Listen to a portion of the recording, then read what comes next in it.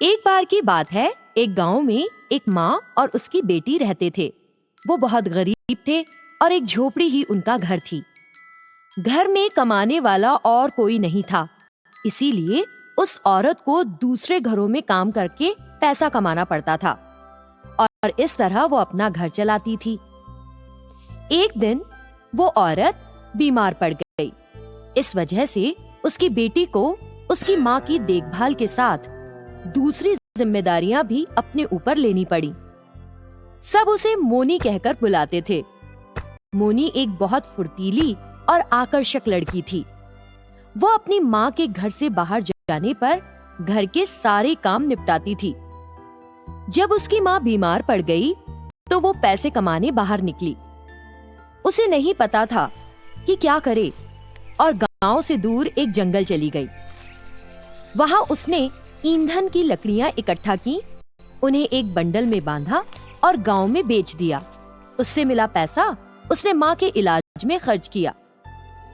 उस जंगल में एक बरगद के पेड़ पर 2 भूतनियां रहती थीं। एक दिन एक साधु जो वहां से गुजर रहा था, उसने उन्हें एक बात कही।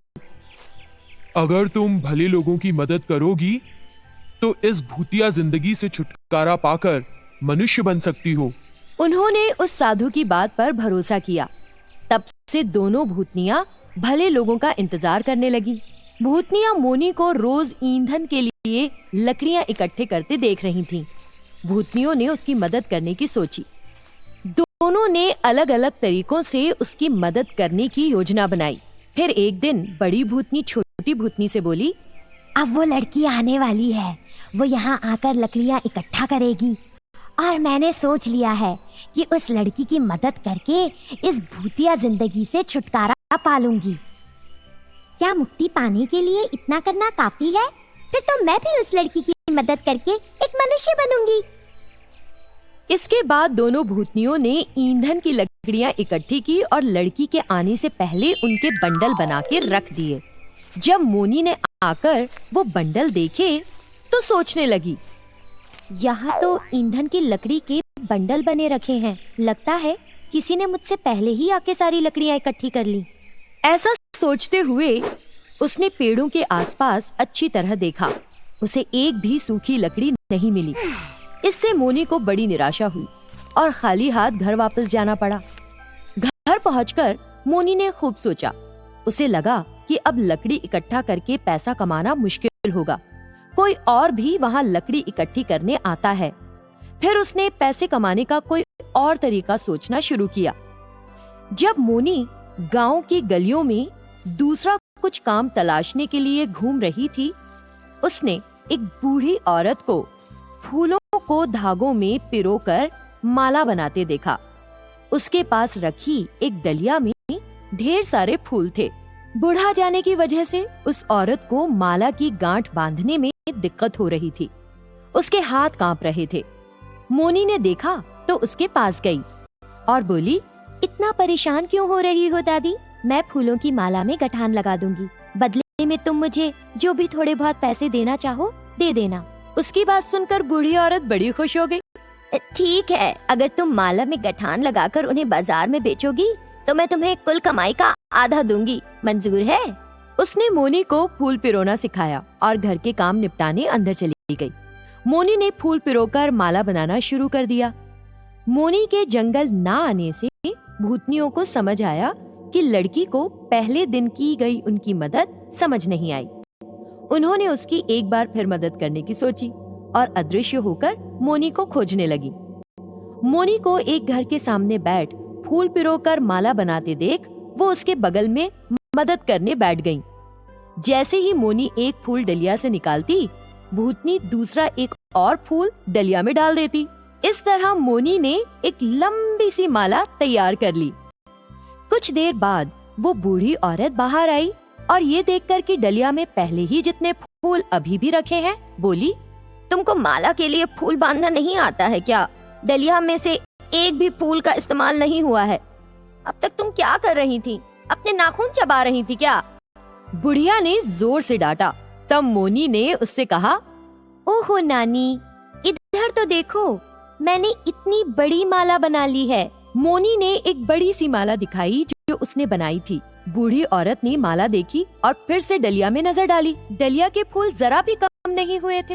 ये क्या, तुमने इतनी बड़ी माला बना ली, लेकिन डलिया में फूल तो उतने के उतने ही हैं। अजीब बात है, कुछ तो गड़बड़ है। तुम चुड़ैल तो नहीं हो लड़की? अच्छा, जितनी बना दी ठीक है, काम बंद करो और जाओ यहाँ से। इस तरह भूतनियों की मोनी के लिए दूसरी बार की हुई मदद भी नाकामयाब रही। फिर मोनी ने मिट्टी के खिलौने बनाकर बाजार में बेचने की सोची। मोनी का पिता जब जिंदा था तो मिट्टी के खिलौने बनाकर और बेचकर पैसे कमाता था। उसके ना रहने के बाद से सारे खिलौनों के साँचे बेकार पड़े थे। मोनी कुछ मिट्टी लेकर आई और उस पर थोड़ा पानी डालकर अपने घर के सामने खिलौने बनाने बैठ गई। छोटी भूत इस बार भी मोनी की मदद करना चाहती थी। वो भूत एक तोता बन गई और उस गांव के जमींदार के घर गई। वो उस घर के मंदिर में रखी एक मूर्ति के पीछे रखा हीरा चोंच में उठा के ले आई और मोनी की इकट्ठी की हुई मिट्टी में डाल दिया। मोनी जब वहां आई तो गीली मिट्टी में हीरा नहीं देख सकी। उसने मिट्टी को उस सांचे में भरा, एक हाथी का खिलौना बनाया और उसे सूखने के लिए धूप में रख दिया। फिर उसने उस पर रंग किया और बेचने के लिए गांव के बाजार गई। जमींदार के बच्चों द्वारा हाथी का खिलौना मांगने पर वो जमींदार के घर गई। जमींदार ने उससे वो हाथी 1 रुपए में खरीद लिया। उस वक्त उनके घर में सब भागा दौड़ी में थे। वो हीरा गुम जाने से जमींदार बहुत परेशान था। उसने अपने घर के सारे नौकरों की तलाशी ले डाली थी, लेकिन कुछ हासिल नहीं हुआ था।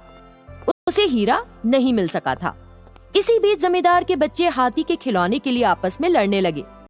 जब उन्होंने उसे 2 तरफ से खींचा तो वो जमीन पर गिरकर टूट गया। उसके एक हिस्से से वो हीरा बाहर आया।